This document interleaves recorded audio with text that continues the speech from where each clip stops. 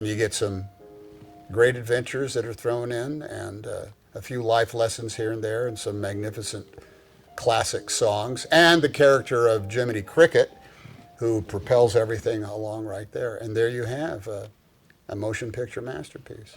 Unless you're kind of extremely well versed in the technological things that are going to happen after the fact, it can really screw you up. You could just not make, you can, like just drowning, just swimming in water or spinning something. It's like, okay, here's what we have to do, Tom. You have some version of, we have to suspend you upside down, which won't look like it when we have it. You have to have a mouthful of this water, then have to spit it right there, but you can't spit it that way. You have to spit it that way. And you have to wait for a very specific moment when you do it.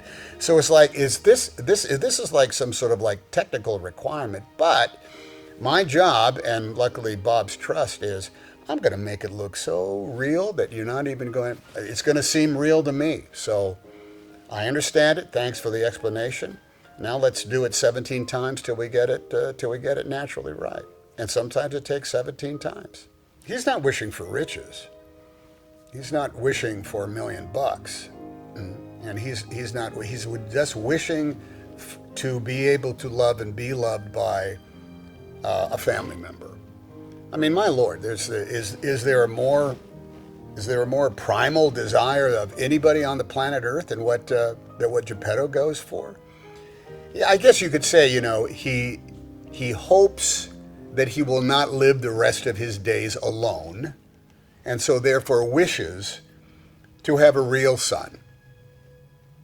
That's about as perfect a wish as you're going to have for anything, because it's all about being loved and having someone to love. It's beautiful. It's fabulous. I think Geppetto is very much in touch with who he is, what he lacks, what he's good at, what he once had, what he's lost. And he's learned all the lessons, but he's an old man. Pinocchio is young, so he's a kid. But he accumulates that knowledge, and out of that knowledge, he knows what is right, what is wrong, and he becomes true to himself by the school of hard knocks. I guess the lesson of a movie like Pinocchio is like, pay attention when you're enrolled in the school of hard knocks, and try to come out of there with at least a bachelor's degree. He comes from the deep. That's it. He comes from a deep, deep, dark place. Is he there? Is he not there? You're not really sure. Is he gone away? You have no idea, because that unfathomable depths of the ocean, we have no knowledge of what goes on there.